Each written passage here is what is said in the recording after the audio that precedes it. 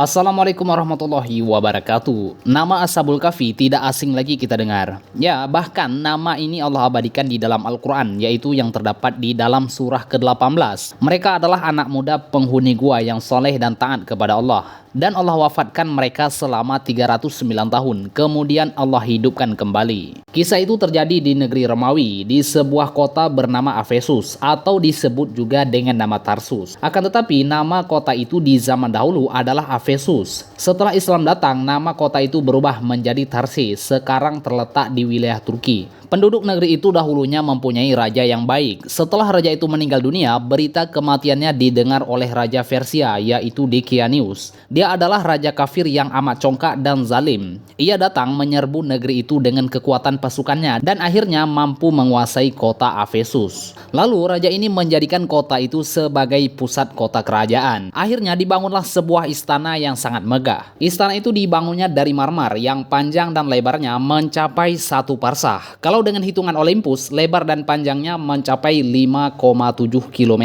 Pilar-pilar itu berjumlah 1000 buah, semuanya dibuatnya daripada emas. Begitu juga dengan lampunya. Sedangkan rantai untuk mengikat lampu-lampu yang bergelantungan terbuat daripada perak. Ketika malam tiba, lampu itu dinyalakan api dengan sejenis minyak yang harum baunya. Sebelah timur serambi juga dibuatnya lubang-lubang cahaya sebanyak 100 buah. Demikian juga dengan sebelah baratnya. Sehingga matahari dari terbit sampai terbenam selalu dapat menerangi serambi istana. Kemudian raja itu membuat singgasana dari emas yang panjangnya mencapai 80 hasta. Begitu juga dengan lebarnya. Sebelah kanan dan kiri raja tersedia 80 buah kursi. Semuanya terbuat daripada emas. Kursi sebelah kanan raja untuk duduk para pembesar-pembesar kerajaan. Sedangkan sebelah kiri rajanya untuk duduk para pepatih-pepatih dan penguasa-penguasa lainnya. Raja ini duduk di atas singgasananya dengan menggunakan mahkota di atas kepalanya. Mahkota raja itu dibuatnya dari kepingan-kepingan emas yang berkaki 9 buah. Dan setiap kakinya bertaburan mutiara yang memantulkan cahaya seperti bintang-bintang yang menerangi di kegelapan malam. Raja ini juga memiliki 50 pelayan yang terdiri dari anak-anak para hulu balang. Semua mereka memakai baju sutra yang berwarna merah. Adapun celana mereka dibuatnya daripada sutra yang berwarna hijau. Semuanya dihiasi dengan gelang-gelang kaki yang sangat indah. Masing-masing mereka juga diberi tongkat yang terbuat daripada emas. Mereka harus berdiri di belakang raja. Selain mereka, raja juga mengangkat 6 orang yang terdiri dari anak-anak para cendekiawan untuk dijadikan sebagai menteri-menteri dan pembantu-pembantunya.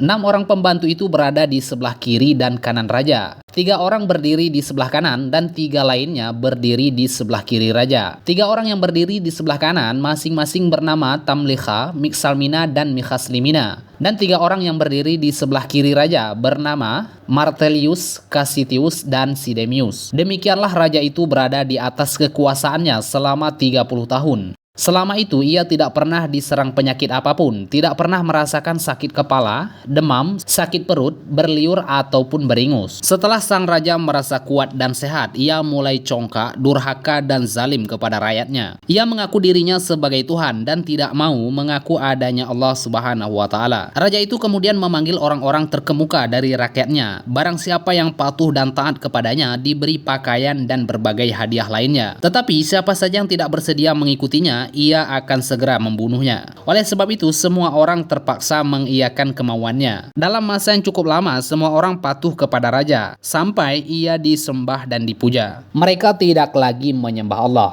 Pada suatu hari, saat perayaan ulang tahunnya, raja sedang duduk di atas singgasananya yang mengenakan mahkota di kepalanya. Tiba-tiba masuklah seorang hulu balang memberitahu bahwa ada bala tentara asing yang masuk menyerbu ke dalam wilayah kerajaan dengan maksud dan tujuan ingin menyerbu kerajaan Decianus. Demikian sedih dan bingungnya raja itu. Tanpa disadari, mahkota yang dipakainya pun jatuh dari kepalanya. Kemudian raja itu pun jatuh terpelanting dari atas singgasananya. Salah seorang pembantu yang berdiri di sebelah kanan raja, yakni seorang yang cerdas yang bernama Tamliha. Ia memperhatikan keadaan sang raja dengan penuh pikiran, lalu ia berkata di dalam hatinya, kalau Decianus itu benar-benar Tuhan, sebagaimana pengakuan dirinya, tentulah ia tidak sedih dan tidak tidur, dan juga tidak buang air kecil, begitu juga air air besar. Itu semua bukanlah sifat-sifat Tuhan. 6 orang pembantu raja itu tiap hari mengadakan pertemuan di tempat salah seorang dari mereka secara bergiliran. Pada suatu hari, tibalah giliran Tamliha menerima kunjungan 5 orang temannya. Mereka berkumpul di rumah Tamliha untuk makan dan minum. Akan tetapi, Tamliha sendiri tidak ikut makan dan minum. Sehingga teman-temannya pun bertanya kepadanya, "Wahai Tamliha, mengapa engkau tidak mau makan dan tidak minum?" Salah seorang dari mereka bertanya, "Apa yang membuat risau hatimu, wahai Tamliha?" Tamliha pun menjawab, "Sudah lama aku memikirkan soal langit. Aku lalu bertanya kepada diriku sendiri, siapakah yang mengangkatnya ke atas sebagai atap, yang senantiasa aman dan terpelihara, tanpa ada gantungan dari atas, dan tiada tiang yang menopang dari bawah? Siapakah yang menjalankan matahari dan bulan di langit itu? Siapakah juga yang menghiasi langit itu dengan bintang-bintang yang bertaburan? Kemudian kupikirkan juga, bumi ini siapakah yang menciptakan hamparan luas? Siapa juga yang menahannya dengan gunung-gunung agar tidak goyang, tidak goncang, dan tidak miring? Aku juga lama sekali memikirkan diriku sendiri. Siapakah yang mengeluarkan aku dari perut ibuku? Siapakah yang memelihara hidupku untuk memberi makan kepadaku? Semua itu pasti ada yang membuat, dan tentu bukanlah Dikianius." Teman-teman Tamliha mereka bertekuk lutut di hadapannya. Dua kaki Tamliha diciumi sambil berkata, "Wahai Tamliha, dalam hati kami sekarang terasa sesuatu seperti yang ada di dalam hatimu. Oleh karena itu, engkau tunjuki jalan keluar untuk kita semua." "Wahai saudaraku," jawab Tamliha, "baiklah aku maupun kalian tidak menemukan akal selain harus lari dan meninggalkan Dikianius. Kita harus pergi ke Raja Pencipta langit dan bumi." "Kami setuju dengan pendapatmu," sahut teman-teman Tamliha. Tamliha lalu berdiri dan terus beranjak pergi untuk menjual buah kurma dan berhasil mendapatkan uang sebanyak 3 dirham. Uang itu pun diselipkan dalam kantung bajunya, lalu berangkatlah mereka berkendara kuda bersama-sama dengan 5 temannya. Setelah berjalan 3 mil jauhnya dari kota, Tamliha berkata kepada teman-temannya, "Wahai teman-temanku sekalian, kita sekarang sudah terlepas dari Raja Dunia dan kekuasaannya. Sekarang turunlah kalian dari kuda, dan marilah kita berjalan kaki. Mudah-mudahan Sang Pencipta langit dan bumi memudahkan urusan serta memberinya jalan keluar kepada kita." Lalu mereka pun turun dari kudanya masing-masing, lalu berjalan kaki sejauh 7 parsah, sampai kaki mereka pun bengkak dan berdarah karena tidak biasa berjalan sejauh itu. Tiba-tiba datanglah seorang pengembala menyambut mereka. Kepada pengembala itu mereka bertanya, "Apakah engkau mempunyai air minum atau susu?" "Saya mempunyai semua yang kalian inginkan," ucap si pengembala itu. "Tapi kulihat dari wajah kalian, kalian sepertinya kaum bangsawan. Aku menduga kalian pasti melarikan diri. Coba beritahu kepadaku bagaimana cerita perjalanan kalian sebenarnya." "Susah sekali orang ini," jawab salah satu dari mereka. "Kami sudah memeluk satu agama. Kami tidak boleh berdusta. Apakah kami akan selamat jika kami mengatakan yang sebenarnya?" "Iya," jawab si pengembala itu. Tamliha dan teman-temannya pun menceritakan semua yang terjadi pada diri mereka.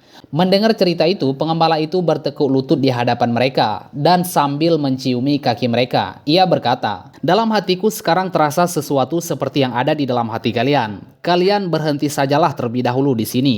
Aku hendak mengembalikan kambing-kambing ini kepada pemiliknya. Nanti aku akan segera kembali kepada kalian." Tamliha bersama teman-temannya pun berhenti. Pengembala itu langsung pergi untuk mengembalikan kambing-kambing kepada pemiliknya. Tak lama kemudian, ia pun datang lagi berjalan kaki dan diikuti oleh seekor anjing miliknya. Anjing itu berwarna kehitam-hitaman dan bernama Kitmir. Ketika 6 orang pelarian itu melihat seekor anjing, masing-masing berkata kepada temannya, "Kita khawatir kalau anjing itu akan membongkar rahasia kita." Akhirnya mereka meminta kepada pengembala itu supaya anjing itu dilempar saja dengan batu. Anjing itu melihat kepada Tamliha dan teman-temannya. Lalu ia duduk di atas 2 kaki belakangnya. Dengan izin Allah, anjing itu pun mengucapkan kata-kata dengan lancar. "Wahai orang-orang, mengapa kalian mengusirku? Padahal aku ini bersaksi tiada Tuhan selain Allah. Tak ada sekutu apapun baginya. Biarlah aku menjaga kalian dari musuh. Dengan aku berbuat demikian, aku mendekatkan diriku kepada Allah." Anjing itu pun akhirnya dibiarkan saja. Mereka pun pergi bersama-sama. Lalu pengembala itu mengajak mereka naik ke sebuah bukit. Kemudian mereka mendekati sebuah gunung dan nama gunung itu bernama Naglus. Dan nama gua itu bernama Wasit atau disebut juga dengan nama Kheram. Di depan gua itu tumbuhlah sebuah pepohonan yang berbuah dan memancarkan mata air pada akar pohon itu. Mereka memakan buah-buahan dan meminum air yang tersedia di tempat itu. Setelah tiba di waktu malam, mereka pun berlindung di dalam gua. Sedangkan Kitmir, yaitu anjing itu, ia berjaga-jaga duduk sambil menjulurkan kedua kaki depan untuk menghalang-halangi pintu gua. Kemudian Allah memerintahkan malaikat maut supaya mencabut nyawa mereka. Allah Subhanahu wa taala mewakilkan dua malaikat untuk membalik-balikkan tubuh mereka dari kanan ke kiri agar tidak busuk dimakan tanah. Allah juga memerintahkan matahari supaya pada saat terbit condong memancarkan sinarnya ke dalam gua dari arah kanan. Dan pada saat hampir terbenam supaya sinarnya mulai meninggalkan mereka dari arah kiri. Suatu ketika pada saat Raja Dicanius baru saja selesai berpesta, ia bertanya tentang 6 orang pembantunya. Dan raja itu pun mendapatkan jawaban bahwa 6 orang itu sudah melarikan diri. Raja Dicanius sangat marah. Bersama 80.000 pasukan berkuda, ia cepat-cepat berangkat mengikuti jejak 6 orang pembantunya itu yang sudah melarikan diri. Raja itu pun naik ke atas bukit kemudian mendekati sebuah gua. Ia melihat 6 orang pembantunya yang melarikan diri itu sedang tertidur di dalam gua. Raja itu pun berkata kepada pengikutnya, "Kalau aku hendak menghukum mereka, tidak akan kujatuhkan hukuman yang lebih berat dari perbuatan mereka yang telah menyiksa diri mereka sendiri di dalam gua. Panggillah tukang-tukang batu supaya mereka menutup rapat pintu gua dengan batu-batu dan jis, yakni bahan semacam semen." Setelah dikerjakan, raja itu berkata kepada pengikutnya, "Katakanlah kepada mereka yang ada di dalam gua, kalau benar-benar mereka itu tidak berdusta, supaya meminta tolong kepada Tuhan mereka yang katanya penguasa langit dan bumi, agar mereka dikeluarkan dari tempat itu." Di dalam gua yang tertutup rapat itu, mereka tinggal di dalamnya 309 tahun. Setelah masa yang lama pun berlalu, Allah Subhanahu wa taala mengembalikan lagi nyawa mereka pada saat matahari sudah mulai memancarkan sinarnya. Mereka merasa seakan-akan baru bangun dari tidurnya masing-masing. Salah seorang dari mereka berkata kepada yang lainnya, "Malam tadi kami lupa beribadah kepada Allah. Mari kita pergi ke mata air." Di mata mereka, pintu gua yang ditutup dengan Dicanius tidak ada memberi bekas pada mata mereka. Setelah mereka berada di luar gua, tiba-tiba mereka melihat mata air itu sudah tiada dan pepohonan pun semuanya sudah mengering. Allah Subhanahu wa taala membuat mereka merasakan lapar. Mereka saling bertanya, "Siapakah di antara kita yang sanggup dan bersedia berangkat ke kota membawa uang untuk bisa mendapatkan makanan? Akan tetapi yang pergi ke kota nanti hati-hati jangan sampai membeli makanan yang dimasak dengan lemak babi." Lalu Tamliha pun berkata, "Wahai saudaraku, aku sajalah yang berangkat untuk mendapatkan makanan. Wahai pengembala, berikanlah bajumu kepadaku dan ambillah bajuku ini." Setelah Tamliha memakai baju pengembala itu, ia langsung berangkat menuju kota. Sepanjang jalan, ia melewati tempat-tempat yang sama sekali tidak pernah ia lihat. Setelah tiba di pintu kota, ia melihat bendera hijau yang berkibar dengan tiupan angin. Dan pada bendera itu tertulis, "Tiada Tuhan selain Allah dan Isa utusan Allah." Tamliha berhenti sejenak memandang bendera itu sambil mengusap-ngusap mata. "Apakah aku ini masih tertidur?" ucap Tamliha pada dirinya sendiri. Ia meneruskan perjalanan memasuki kota. Tamliha melihat banyak orang yang membaca Injil. Ia berpapasan dengan orang-orang yang tidak pernah ia lihat sebelumnya. Setelah tiba di sebuah pasar, ia bertanya kepada penjual roti, "Wahai penjual roti, apakah nama kota kalian ini?" "Apesus," jawab si penjual roti. "Siapakah nama raja kalian?" tanya Tamliha lagi. "Abdurrahman," jawab si penjual roti. "Kalau yang kau katakan itu benar, urusanku ini sungguh aneh sekali. Ambillah uang ini dan berilah makanan kepadaku," ucap Tamliha sambil menyerahkan uang dan dengan perasaan yang kebingungan. Melihat uang itu, si penjual roti keheranan karena uang yang dibawa oleh Tamliha adalah uang zaman lampau, yang ukurannya lebih besar dan lebih berat. Uang yang dibawa oleh Tamliha dibandingkan dengan uang baru ialah tiap-tiap dirham yang lama sama dengan 10 dan 2/3 dirham baru. Penjual roti itu berkata kepada Tamliha, "Alhamdulillah, alangkah beruntungnya aku. Rupanya engkau menemukan harta karun. Berikan sisa uang itu kepadaku, kalau tidak engkau akan kuhadapkan kepada raja." "Saya tidak menemukan harta karun," sangkal Tamliha. "Uang ini aku dapatkan 3 hari yang lalu dari hasil penjualan buah kurma seharga 3 dirham. Aku meninggalkan kota ini karena semua orang-orang menyembah Dicanius." Penjual roti itu pun marah lalu berkata, "Kamu sudah menemukan harta karun, masih saja tidak rela menyerahkan sisa uangmu itu kepadaku. Dan kamu juga sudah menyebut seorang raja durhaka yang mengaku dirinya sebagai Tuhan. Padahal raja itu sudah mati lebih dari 300 tahun yang lalu. Apakah dengan begitu engkau memperolokkanku?" Akhirnya Tamliha ditangkap lalu dibawa pergi menghadap kepada raja. Raja baru ini adalah seorang yang dapat berpikir dan bersikap adil. Raja bertanya kepada orang-orang yang membawa Tamliha. "Bagaimana cerita orang ini?" tanya raja. "Dia menemukan harta karun," jawab orang-orang yang membawa Tamliha. Raja berkata kepada Tamliha, "Engkau tidak perlu takut. Nabi kami, Isa alaihissalam, memerintahkan supaya kami hanya memungut 1/5 saja dari harta karun itu. Serahlah 1/5 dari harta karun itu, dan selanjutnya engkau selamat." Tamliha menjawab, "Wahai raja, aku sama sekali tidak menemukan harta karun. Aku adalah penduduk kota ini." "Engkau penduduk kota ini?" tanya raja sambil keheranan. Tamliha menjawab, "Iya." "Adakah orang yang kau kenal?" tanya sang raja kepada Tamliha. "Iya, ada," jawab Tamliha. "Coba sebutkan namanya," perintah raja kepada Tamliha. Tamliha menyebutkan nama-nama kurang lebih 1.000 orang, tetapi tak ada satu orang pun nama yang dikenal oleh raja atau orang-orang lain yang hadir mendengarnya. Mereka berkata, "Semua itu bukan nama-nama orang yang hidup di zaman kita sekarang. Tetapi apakah engkau mempunyai rumah di kota ini?" "Iya Tuan, saya punya rumah di kota ini. Utuslah beberapa orang untuk menyertai aku," pinta Tamliha. Raja kemudian memerintahkan beberapa orang menyertai Tamliha pergi. Tamliha mengajak menuju ke sebuah rumah yang paling tinggi di kota itu. Setiba di sana, Tamliha berkata kepada orang-orang yang mengantarkannya, "Inilah rumahku." Pintu rumah itu pun diketuk, lalu keluarlah seorang laki-laki yang sudah sangat lanjut usia. Sepanjang alis di bawah keningnya sudah putih dan mengerut hampir menutupi matanya karena sudah terlampau tua. Ia terperanjat dan ketakutan. Lalu orang tua itu bertanya kepada orang-orang yang datang, "Kalian ada perlu apa ke sini?" Seorang utusan raja yang menyertai raja menjawab, "Anak muda ini mengaku rumah ini adalah rumahnya." Orang tua itu pun marah, memandang kepada Tamliha sambil mengamat-ngamati. Ia bertanya, "Siapakah namamu?" "Aku Tamliha anak Filistin," jawab Tamliha. Orang tua itu bertanya lagi, "Coba ulangi lagi." Tamliha menyebutkan lagi namanya. Tiba-tiba orang tua itu bertekuk lutut di depan Tamliha sambil berkata, "Ini adalah datukku, demi Allah, ia adalah seorang di antara orang-orang yang melarikan diri dari Dikianius, yaitu Raja Durhaka." Kemudian orang tua itu pun meneruskan ucapannya. Ia lari berlindung kepada Yang Maha Kuasa, kepada Pencipta langit dan bumi. Nabi Isa alaihissalam dahulunya telah memberitahukan kepada kita tentang kisah mereka. Peristiwa yang sedang terjadi di rumah orang tua itu kemudian dilaporkan kepada raja. Dengan menunggang kuda, raja segera datang menuju ke tempat Tamliha yang sedang berada di rumah orang tua itu. Setelah melihat Tamliha, raja segera turun dari kudanya. Oleh raja, Tamliha segera diangkat ke atas pundaknya, sedangkan orang beramai-ramai menciumi tangan dan kaki Tamliha. Sambil bertanya, "Wahai Tamliha, bagaimana keadaan teman-temanmu?" Tamliha memberitahu bahwa semua teman-temannya masih berada di dalam gua.